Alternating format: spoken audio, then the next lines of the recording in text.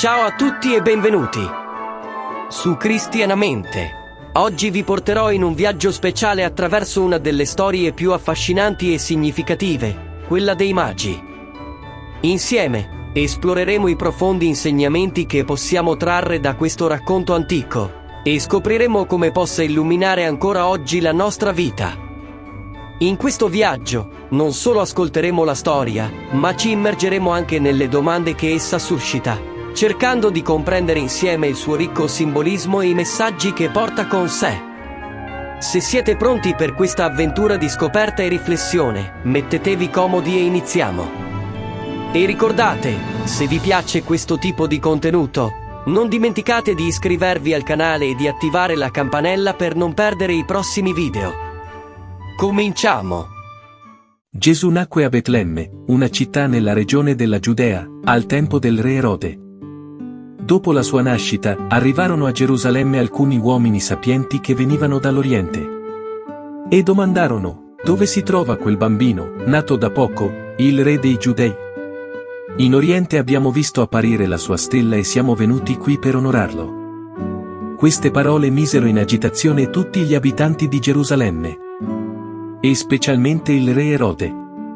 Egli, appena lo seppe, radunò tutti i capi dei sacerdoti e i maestri della legge e domandò loro: in quale luogo deve nascere il Messia? Essi risposero: a Betlemme, nella regione della Giudea.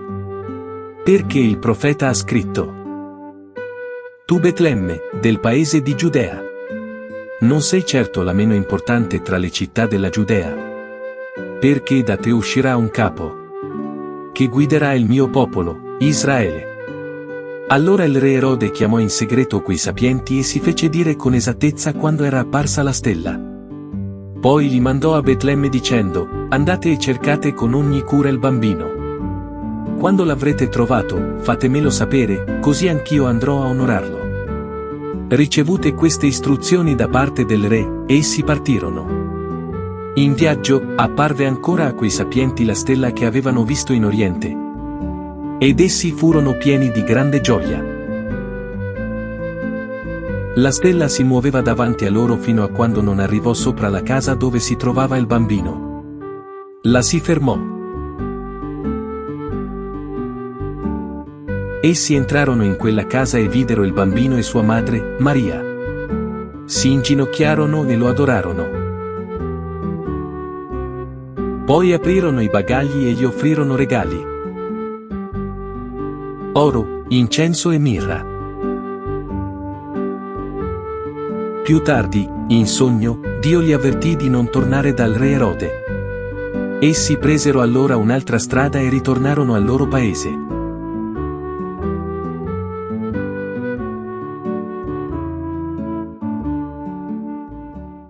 Che cosa possiamo imparare da questa storia? La storia dei magi, come narrata nel Vangelo di Matteo, offre diversi insegnamenti e riflessioni significative. La ricerca della verità. I magi, guidati dalla stella, intraprendono un lungo viaggio per trovare Gesù. Questo rappresenta la ricerca della verità e della saggezza, un tema universale che invita a perseguire la conoscenza e la comprensione. Perché la storia dei magi mostra che l'amore e l'insegnamento di Gesù sono per tutti, non solo per alcune persone. L'inclusività del messaggio cristiano. I magi, provenienti dall'Oriente e non essendo ebrei, simboleggiano l'universalità del messaggio di Cristo. La loro storia mostra che l'insegnamento e l'amore di Gesù sono destinati a tutte le nazioni e culture. Come ci insegna la storia dei magi sull'importanza dell'umiltà e dell'adorazione?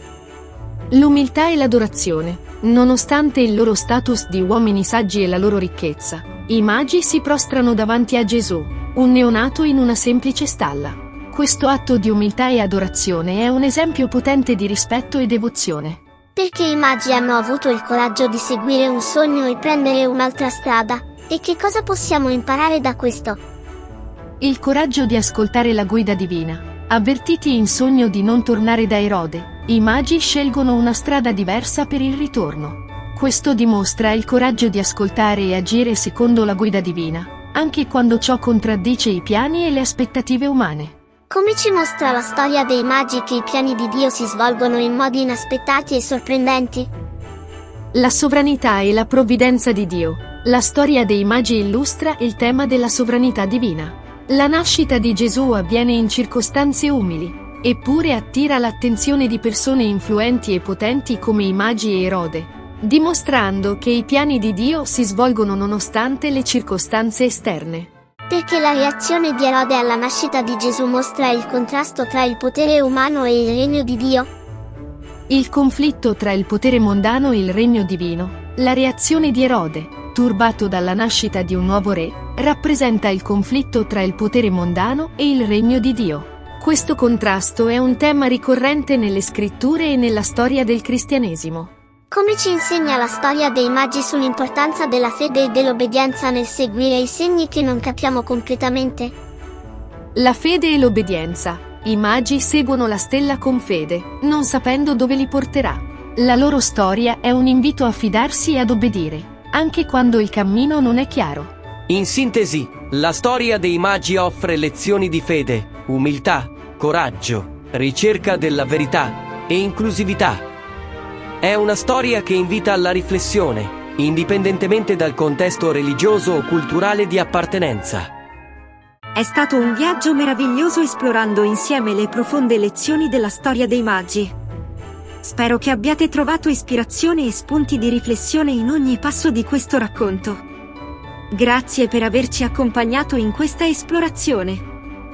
E ricordate, se volete continuare a esplorare e riflettere su questi temi affascinanti, iscrivetevi al canale di Cristianamente.